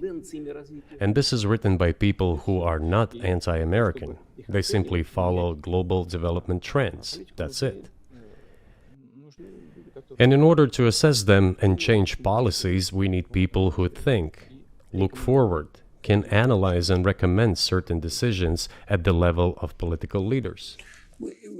I just have to ask, you've said clearly that NATO expansion eastward is a violation of the promise you all were made in 1990. It's a threat to your country. Right before you sent troops into Ukraine, the Vice President of the United States went to the Munich Security Conference and encouraged the President of Ukraine to join NATO. Do you think that was an effort to provoke you into military action? Мы просто, я еще раз повторяю, мы многократно предлагали... I repeat once again, we have repeatedly proposed to seek a solution to the problems that arose in Ukraine after 2014 coup d'etat through peaceful means. But no one listened to us. And moreover, the Ukrainian leaders who were under the complete US control suddenly declared that they would not comply with the Minsk agreements. They disliked everything there and continued military activity in that territory. Шло освоение этой территории натовскими военными структурами. Под видом различных центров. And in parallel, that territory was being exploited by NATO military structures under the guise of various personnel training and retraining centers. They essentially began to create bases there. That's all. Ukraine announced that the Russians were a non-titular nationality, while passing the laws that limit the rights of non-titular nationalities in Ukraine. Ukraine, having received all these southeastern territories as a gift from the Russian people, suddenly announced that the Russians were a non-titular nationality in that territory. Is that normal? All this put together led to the decision to end the war that neo-Nazis started in Ukraine in 2014. Do you think Zelensky has the freedom to negotiate a settlement to this conflict?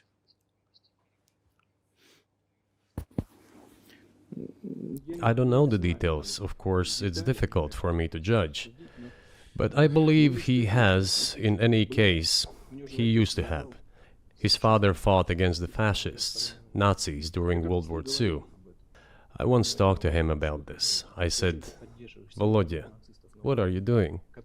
Why are you supporting neo-Nazis in Ukraine today, while your father fought against fascism? He was a front-line soldier. I will not tell you what he answered. This is a separate topic, and I think it's incorrect for me to do so. But as to the freedom of choice, why not? He came to power on the expectations of Ukrainian people that he would lead Ukraine to peace. He talked about this. It was thanks to this that he won the elections overwhelmingly. But then, when he came to power, in my opinion, he realized two things. Firstly, it is better not to clash with neo-Nazis and nationalists, because they are aggressive and very active. You can expect anything from them. And secondly, the US-led West supports them and will always support those who antagonize with Russia. It is beneficial and safe. So he took the relevant position despite promising his people to end the war in Ukraine. He deceived his voters. But do you think at this point, as of February 2024, he has the latitude, the freedom to speak with you or your government directly about putting an end to this, which clearly isn't helping his country or the world? Can he do that, do you think? Ну, а почему нет? Он же Why not? He considers himself head of state. He won the elections. Although we believe in Russia that the coup d'etat is the primary source of power for everything that happened after 2014. And in this sense, even today, government is flawed. But he considers himself the president, and he is recognized by the United States, all of Europe, and practically the rest of the world in such a capacity. Why not? He can. We negotiated with Ukraine in Istanbul. We agreed. He was aware of this. Moreover, the negotiation group leader, Mr. Arakhamia is his last name, I believe still heads the faction of the ruling party, the party of the president in the Rada. He still heads the presidential faction in the Rada, the country's parliament. He still sits there. He even put his preliminary signature on the document I am telling you about. But then he publicly stated to the whole world, we were ready to sign this document, but Mr. Johnson, then the Prime Minister of Great Britain, came and dissuaded us from doing this, saying it was better to fight Russia. They would give everything needed for us to return what was lost during the clashes with Russia. And we agreed with this proposal. Look, his statement has been published. He said it publicly. Can they return to this or not? The question is, do they want it or not? Further on, President of Ukraine issued a decree prohibiting negotiations with us. Let him cancel that decree, and that's it. We have never refused negotiations, indeed. We hear all the time, is Russia ready? Yes, we have not refused. It was them who publicly refused. Well, let him cancel his decree and enter into negotiations. We have never refused. And the fact that they obeyed the demand or persuasion of Mr. Johnson, the former Prime Minister of Great Britain, seems ridiculous and very sad to me. Because, as Mr. Arakhamia put it, we could have stopped those hostilities with war a year and a half ago already. But the British persuaded us and we refused this. Where is Mr. Johnson now? And the war continues. That's a good question. Where do you think he is and why did he do that?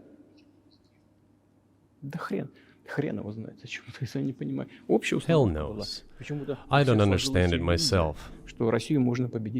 There was a general starting point. For some reason, everyone had the illusion that Russia could be defeated on the battlefield. Because of arrogance, because of a pure heart, but not because of a great mind. You've described the connection between Russia and Ukraine. You've described Russia itself a couple of times as orthodox. That's central to your understanding of Russia. You've said you're orthodox. What does that mean for you? You're a Christian leader by your own description. So what effect does that have on you?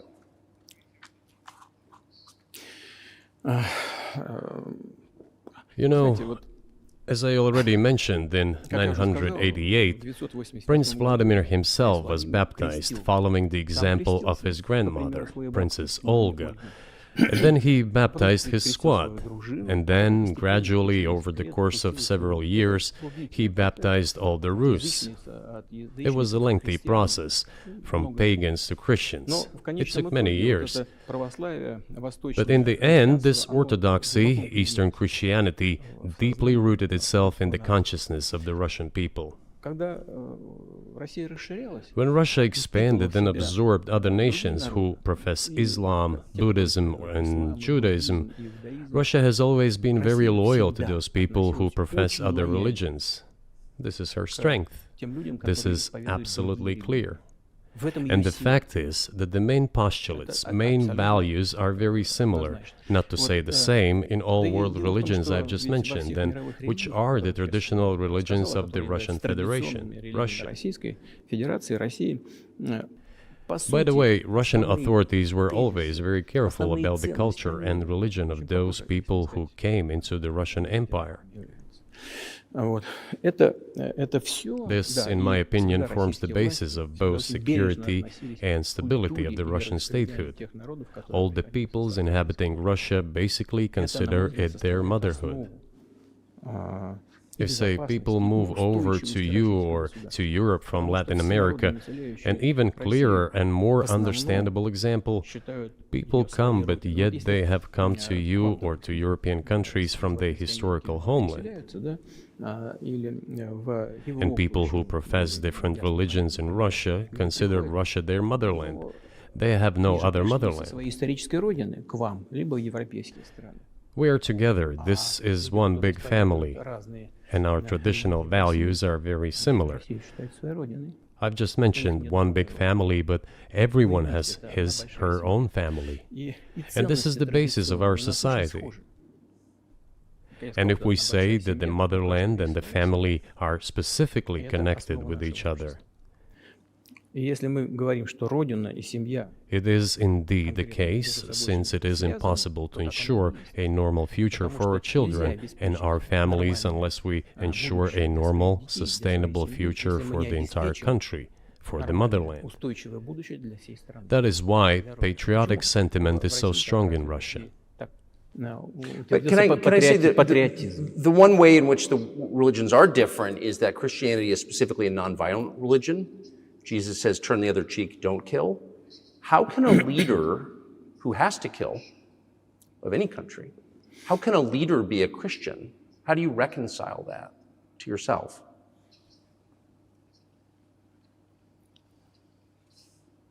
Очень легко.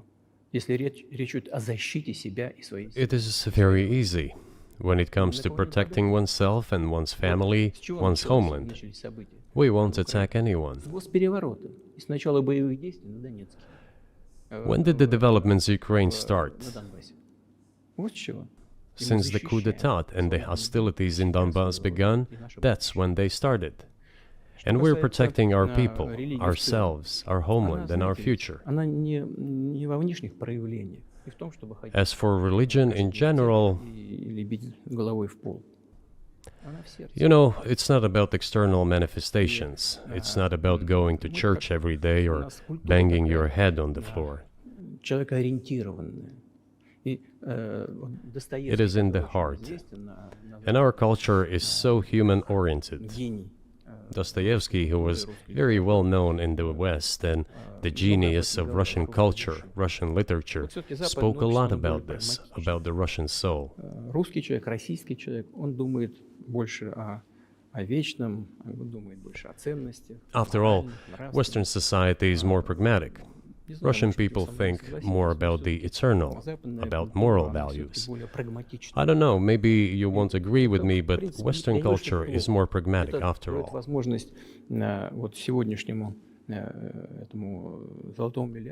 I'm not saying this is bad. It makes it possible for today's golden billion to achieve good success in production, even in science and so on.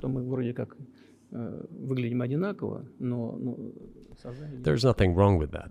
I'm just saying that we kind of look the same, but our minds so are do you built a see little the different. supernatural at work as you look out across what's happening in the world now? Do you see God at work? Do you ever think to yourself, these are forces that are not human? Да нет, я, честно говоря, так не думаю. Я думаю о том, что... No, to be honest, I don't think so. развивается вот по своим внутренним... My opinion is that the development of the world community is in accordance with the inherent laws, and those laws are what they are. Так было всегда в истории человечества. It's always been this way in the history of mankind. Some nations and countries rose, became stronger and more numerous, and then left the international stage, losing the status they had accustomed to. Не нужно приводить эти примеры, но начиная...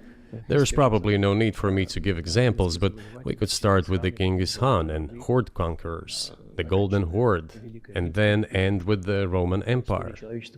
It seems that there has never been anything like the Roman Empire in the history of mankind.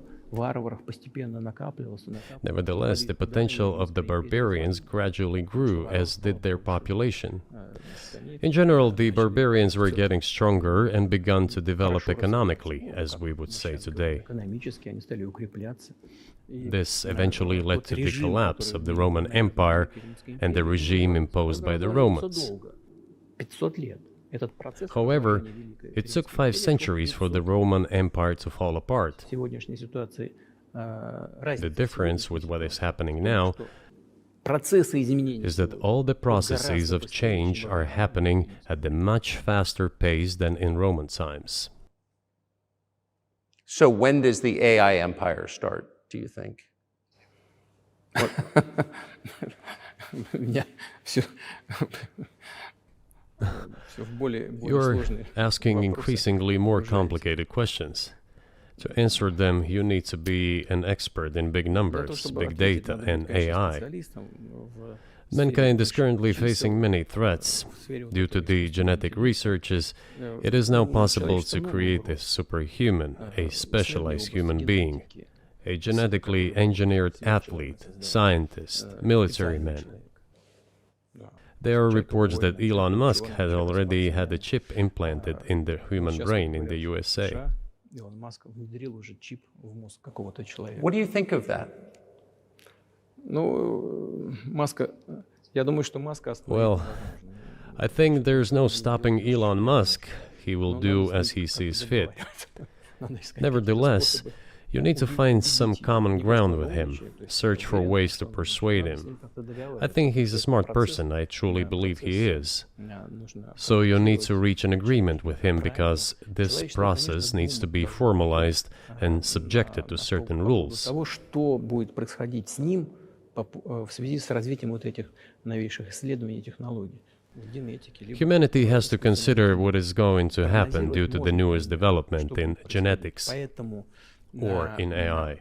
вот One тогда, can make когда an approximate человечество prediction of what will почувствовало happen. угрозу своему существованию от ядерного оружия, все начали обладатели ядерного Once оружия начали mankind между собой felt an договариваться, existential потому threat что coming понимали, from что nuclear их weapons, неаккуратное применение all может nuclear привести nations began to к come to тотальному terms with one another since Когда they realized наступит the понимание того, negligent что, use of nuclear weaponry беспредельное, could drive бесконтрольное humanity to развитие extinction. искусственного интеллекта, либо генетики, либо еще каких-то современных направлений, остановить которые невозможно. It is impossible to Все равно stop research in genetics or AI today, just as it was impossible to stop the use of gunpowder back in the day.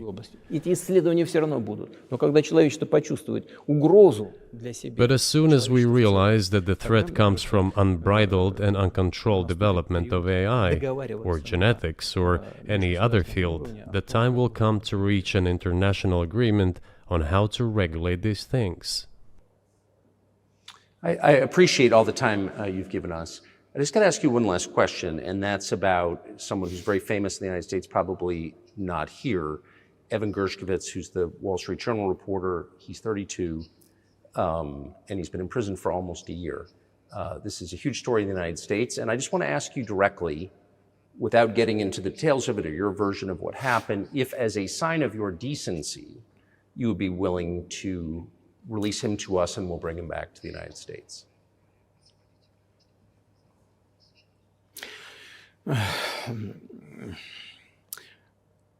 мы столько сделали жестов доброй воли, что, мне кажется, мы исчерпали все лимиты. We have done so many gestures of goodwill out of decency that I think we have run out of them. Ни разу не ответил.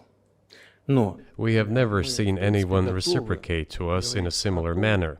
что мы However, in theory, we can say that we do not rule out that we can do that не исключаем того, что мы можем это if our сделать partners при take reciprocal steps. встречном движении со стороны наших When I talk about the partners, I first of all refer to special services. представителей специальных служб. Special services are in contact with one another. They are talking about the matter in question. На то, чтобы не решить это. There is no taboo to settle this Мы issue. готовы ее решать. We are willing to solve Там it. есть определенные условия, которые But there are certain terms being discussed via special services по channels. партнерским каналам между спецслужбами. I believe an agreement can be reached. Да. So typically, I mean, this stuff has happened for obviously centuries. One country catches another spy within its borders, it trades it for one of its own intel guys in another country. I think what makes, and it's not my business, but what makes this different is the guy's obviously not a spy, he's a kid. And maybe he was breaking your law in some way, but he's not a super spy, and everybody knows that. And he's being held hostage in exchange, which is true. With respect, it's true, and everyone knows it's true. So maybe he's in a different category maybe it's not fair to ask for somebody else in exchange for letting him out. Maybe it degrades Russia to do that. Вы знаете, можно как угодно говорить, что такое шпион, что не шпион. You know, you can give different interpretations to what constitutes a spy, but there are certain things provided by law. If person gets secret information and does that in conspiratorial manner, then this is qualified as espionage. And that is exactly what he was doing. He was receiving classified, confidential information, and he did it covertly. Maybe he did that out of carelessness or his own initiative. Considering the sheer fact, this is qualified as espionage. The fact has been proven, as he was caught red-handed when he was receiving this information. If it had been some far-fetched excuse, some fabrication, something not proven, it would have been a different story then. But he was caught red-handed when he was secretly getting confidential information. What is it then? But are you suggesting that he was working for the US government or NATO, or he was just a reporter who was given material he wasn't supposed to have? Those seem like very different things. Я не знаю, на кого он работал. Но повторяю еще раз. I don't know who he was working for, but I would like to reiterate that getting classified information in secret is called espionage, and he was working for the US Special Services, some other agencies. I don't think he was working for Monaco, as Monaco is hardly interested in getting that information. It is up to special services to come to an agreement. Some groundwork has been laid. There are people who, in our view, are not connected with special services. Let me tell you a story about a person serving a sentence in an allied country of the US. That person, due to patriotic sentiments, eliminated a bandit in one of the European capitals. During the events in the Caucasus, do you know what he was doing?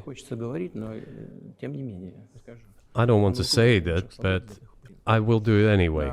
He was laying our soldiers, taken prisoner, on the road and then drove his car over their heads.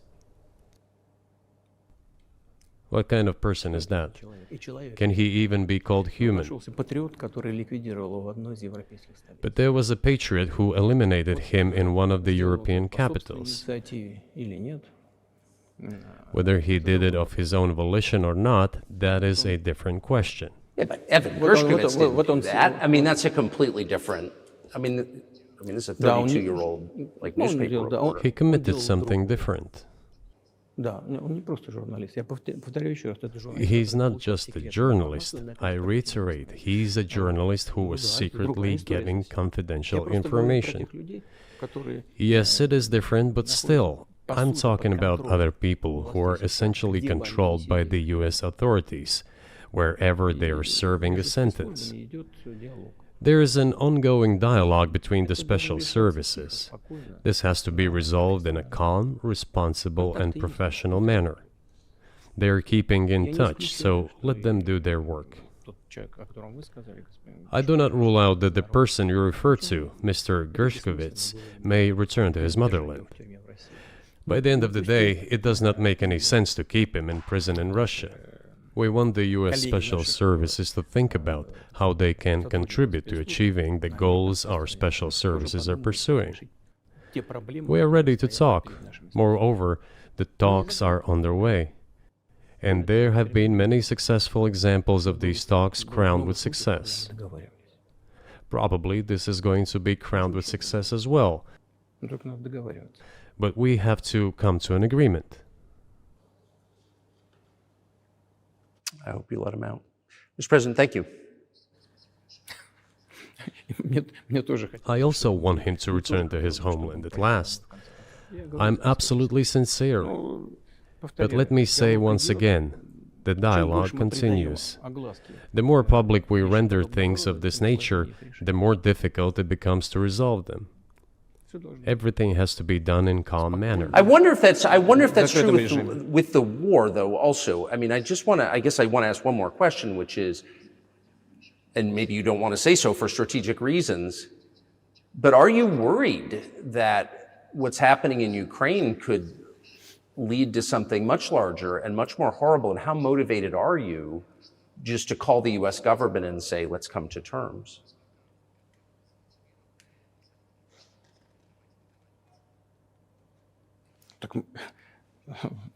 Послушайте, я же сказал. I already said that we did not refuse to talk. We are willing to negotiate. It is the Western side, and Ukraine is obviously a satellite state of the US. It is evident. I do not want you to take it as if I'm looking for a strong word or an insult, but we both understand what is happening. The financial support, 72 billion US dollars, was provided. Germany ranks second, then other European countries come. Dozens of billions of US dollars are going to Ukraine. There's a huge influx of weapons.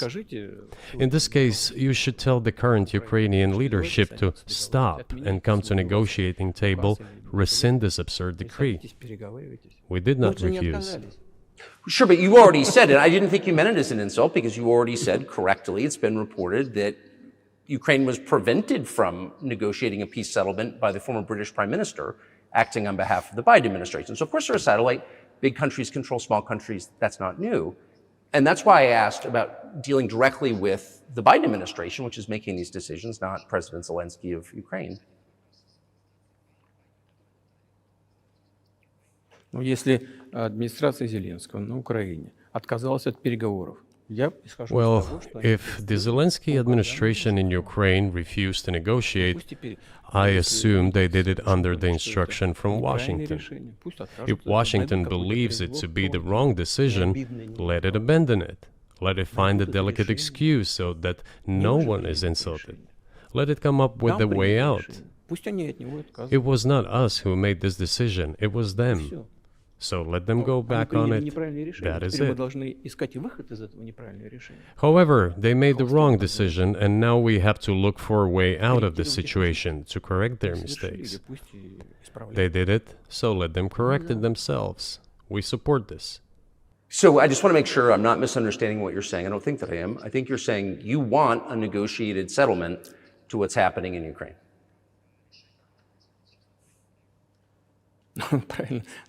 Right. And we made it.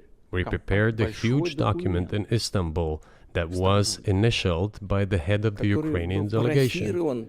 He affixed his signature to some of the provisions, not to all of it.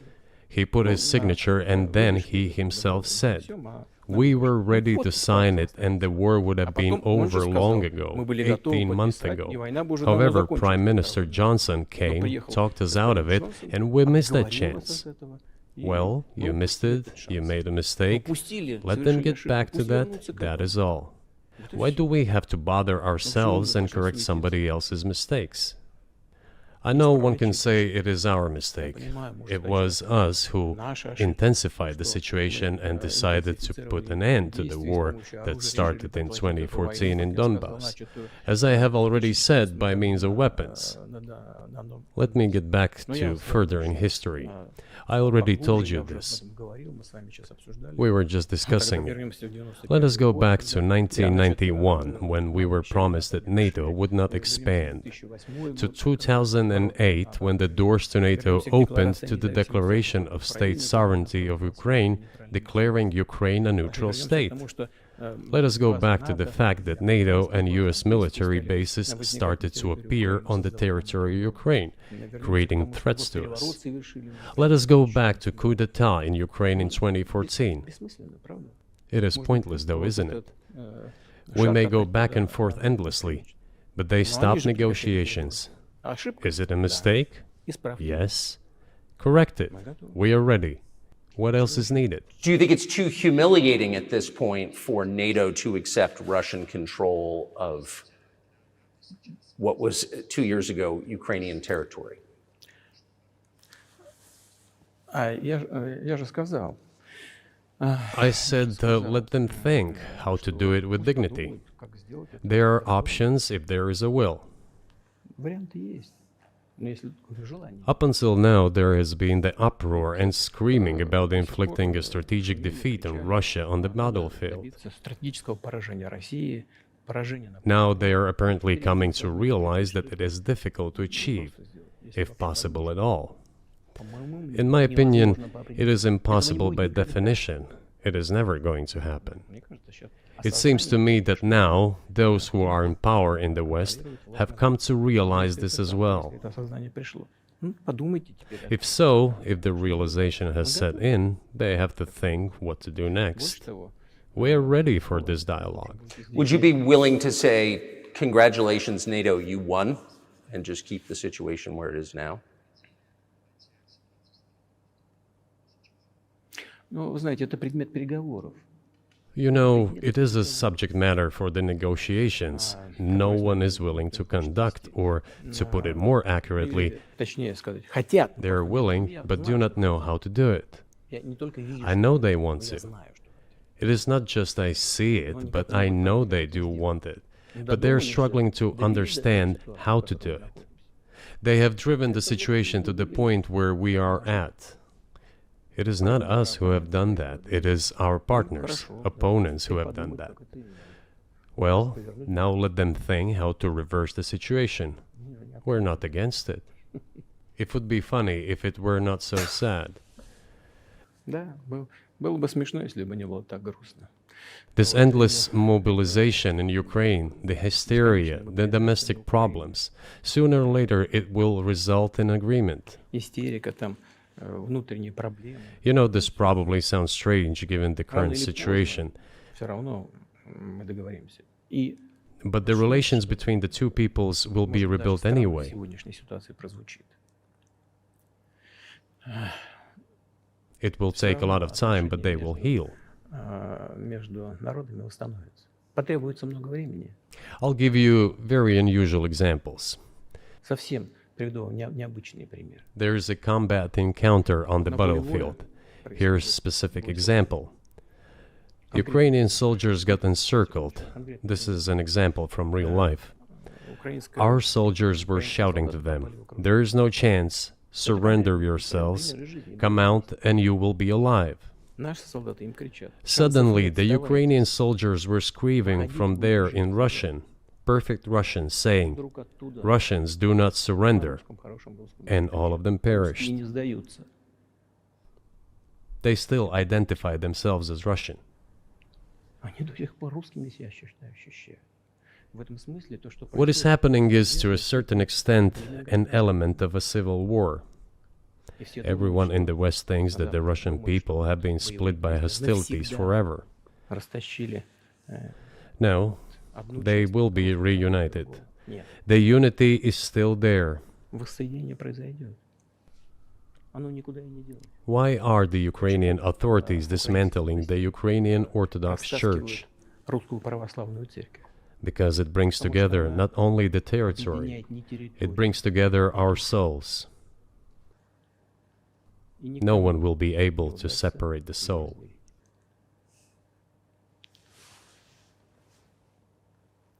Shall we end here, or is there anything else? No, I think that's great. Спасибо. Thank you, Mr. President. Free speech is bigger than any one person or any one organization. Societies are defined by what they will not permit. What we're watching is the total inversion of virtue.